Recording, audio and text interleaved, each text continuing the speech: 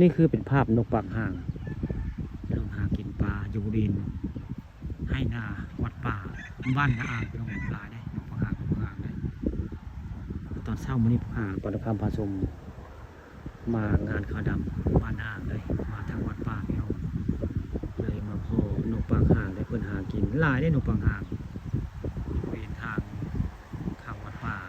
บ้านนาอ่างตำบลตาลบุรีภาพบรรยากาศนกปากห่างพี่น้องเพิ่นหากินหอยได้กินหอยเซอรี่ลายตัวทั้งหมดถ้าพูดเป็นนกตัวหากลายได้หมดลายเดี๋ยวพูดถึงเป็นนกตัวหากภาพบรรยากาศปากหากเป็นนกมาหากินหอยเซอรี่เนาะใกล้ๆกับวัด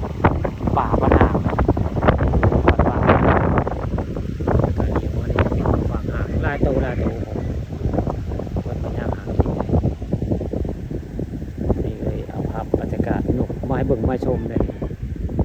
นกปากหากนี่ปีนี้นี่หอยเชอรี่หลายได้ตัวบ่อยากมีได้เพราะนกปากหางเพิ่นมากินพี่น้องนี่แต่เก่านี่หลายได้หอยเชอรี่ได้มีปัญหาเรื่อง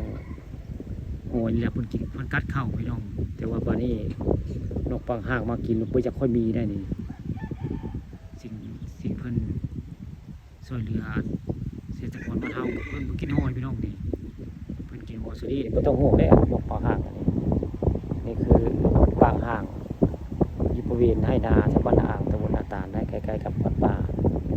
บ้านนาอ่างนกปากห่างก็ลายพอสมควรได้ใบหน่อยตูได้อย่าไปก็หลายเติบไปได้ก็จะกระจายอยู่แถวๆในนกมันให้นานี่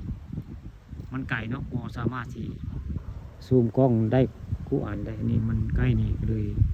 ได้เห็นภาพนกปากห่างย่างหากินหอยเชอรี่อย่าง